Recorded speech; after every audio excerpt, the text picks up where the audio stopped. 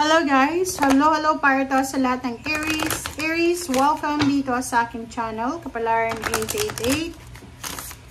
Welcome. Alamin natin kung anong messages, vibration, gabay energy para sa inyong lahat. I hope na makuha mo yung energy. Okay, house, Aries. Foundation. House, number 2, balance. Medyo madilim eh.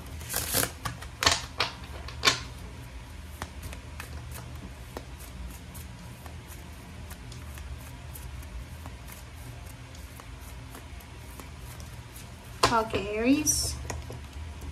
Shape shifting. Oh, okay. Okay, Aries. Nakikita ko sa'yo dito, it's either mayroon kang pinagdadaanan na problema sa pamilya. Siguro may problema ka sa bahay, parang gano'n. Halimbawa, yung bahay mo, tumutulo na, kailangan mo na nang baguhin yung tawag doon, yung roof niya. Or maybe, sa relationship, masyadong mahigpit na nasasakal ka sa relationship. Or maybe, sinasabi ng baraha sa'yo na masyadong hindi maganda yung environment mo siguro. But, etong foundation na to, na house na to, pwedeng gusto mong bumili ng bahay, or maybe gusto mong pa-renovate ng bahay, gusto mong lumipat ng bahay. Parang ganon. Yung iba naman, gusto yung maayos yung pamilya nyo, gusto yung maayos yung foundation nyo, yung love life nyo, or gusto yung maayos kung ano man yan na nagbibigay sa inyo ng security and stability. Okay. Nandito na yung clouds. Ang clouds, guys, minsan, 'di ba? Depende sa weather, madilim, minsan maliwanag, pag sunny. So, sinasabi ng baraha dito na shape shifting. Depende yun, 'di ba? Sa iyo daw yun, okay, Aries? Kung anong pagbabago, kasi pagbabago to balanse. Kung ano mang balanse ang minamanifest mo, pinagpipray mo, wino-workout mo, Aries, nakadepende daw yun sa'yo. Nasa iyo yun na. Wala yun sa ibang tao. Kung anak ka, wag mo isisi sa magulang mo kung bakit hindi ka nakapagtapos ng pag-aaral, kung bakit hindi mo nakuha yung trabahong gusto mo. Isipin mo na kanya-kanya tayo Yung magulang mo, isinilang ka, kailangan mong maging grateful sa kanya. Kahit hindi kanya pag-aralin, kasi minsan, 'di ba, hindi naman kaya ng magulang, pero minsan kaya ng magulang, pero yung anak yung gumagawa ng paraan para masira yung buhay nila. So, sinasabi ng baraha sa'yo dito na take responsibility. Okay? Ano man ang pagbabago, ano man ang gusto mong mangyari sa buhay mo, you need to take responsibility. Okay? Kasi parang ang nakikita natin dito na may saradong-sarado kasi Parang may Aries dito na feeling niya nasa jail siya, imprisoned. Diba? Parang feeling niya imprisoned, restricted, stagnant. Yung parang hindi gumagalaw. Okay? Hindi gumagalaw or hindi nag-i-improve. Parang ganon. Kung nasa sitwasyon kang ganyan, Aries, isipin mo na wala sa kamay ng ibang tao yung improvement ng buhay natin. Nasa atin yung kung gusto natin, kumilos na tayo ngayon pa lang.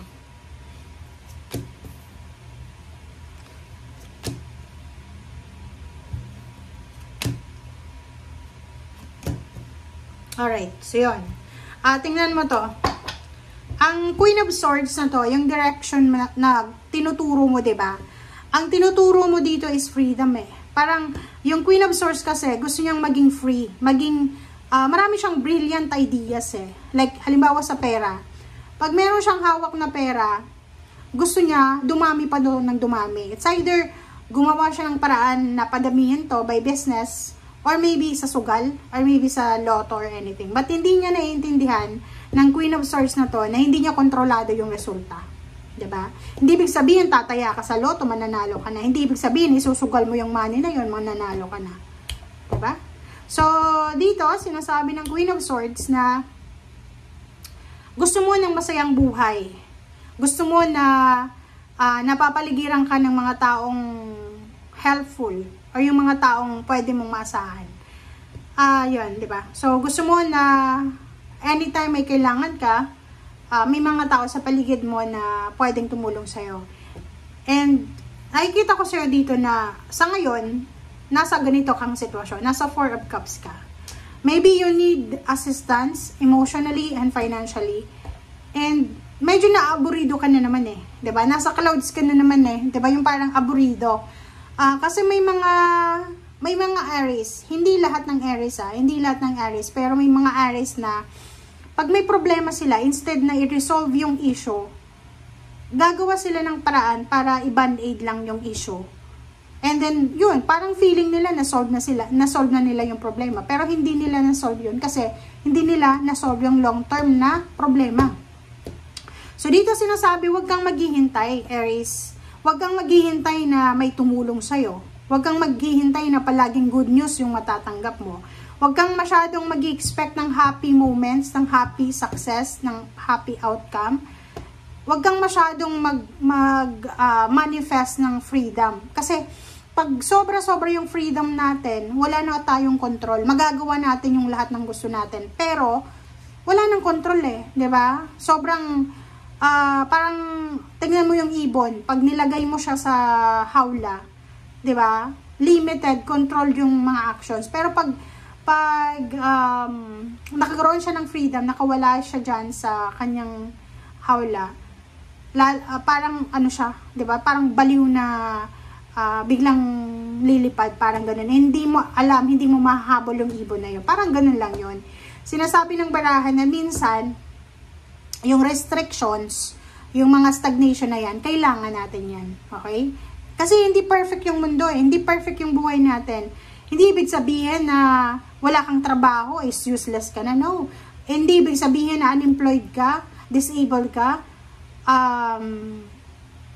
magiging negative ka na ililower mo na yung sarili mo kasi ganyan ka. No, hindi yun rason eh. So, kailangan mong bumangon. Kailangan mong umalis dyan sa mindset na yan.